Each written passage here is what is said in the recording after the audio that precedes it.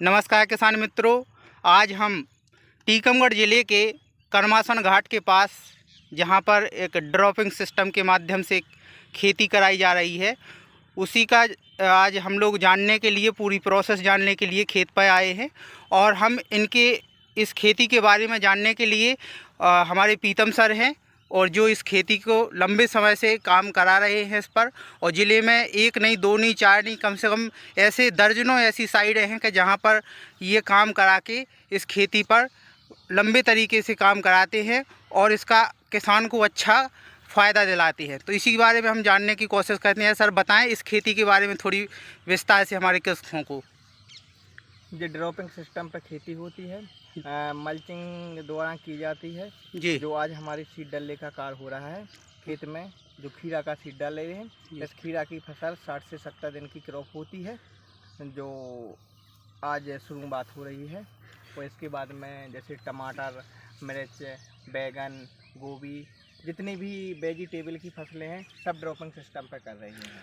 तो इससे मुनाफा ज़्यादा होती है, उत्पादन भी ज़्यादा होती है और लागत कम आती है। अच्छा, इसकी प्राथमिकता क्या है, मतलब शुरुआत कैसे करते हैं आप लोग? अब शुरुआत है जैसे वेजिटेबल के कुछ सीडों द्वारा पौधा बनाए जाते हैं जी। और कुछ सीड पहले सीड की नर्सरी तैयार की जाती है। इसके बाद में प्लांटेशन किए जाते हैं। अच्छा, तो इसको सबसे पहले खेत तैयार करते होंगे? हाँ, सबसे पहले जैसे गर्मियों में पहले गहरी जुताई करना पड़ती है, जिससे फफूंदनाशक जो नष्ट हो जाए। इसके बाद में गोबर खाद डालना पड़ती है और जुताई करके फिर बेड बनाने पड़ते हैं जैसे रेजा से। इसके बाद में ड्रिप लगाना पड़ती है, मल्चिंग, और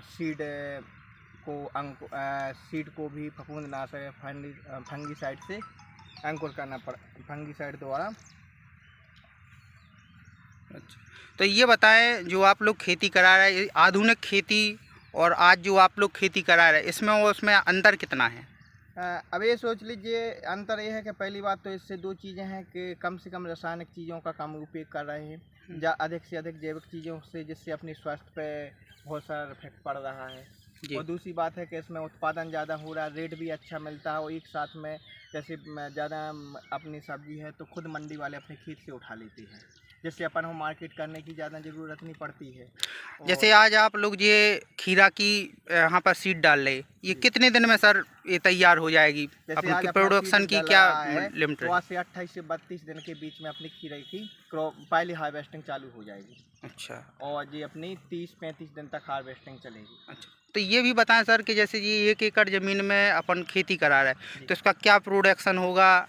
और जैसे अभी ककड़ी की बात करें तो अपनी 1 एकड़ में 7 से 9 हज़ार सीड डलते हैं जी।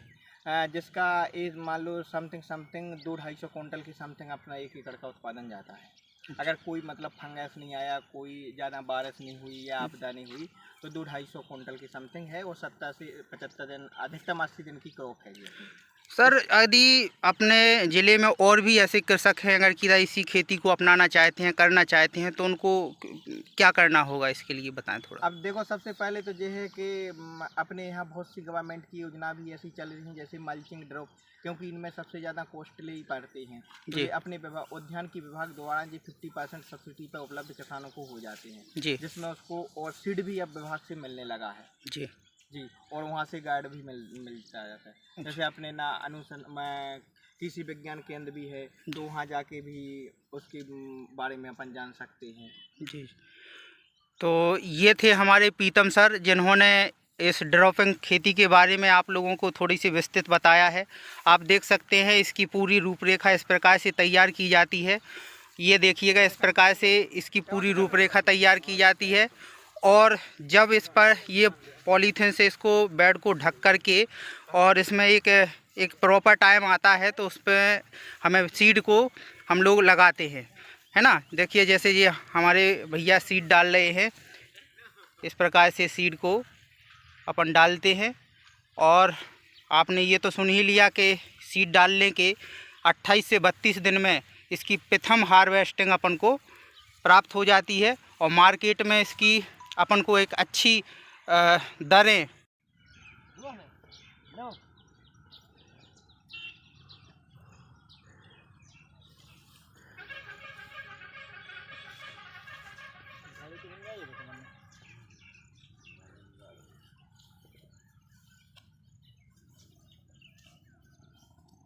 फोन ने फोटो दिखे अच्छा सब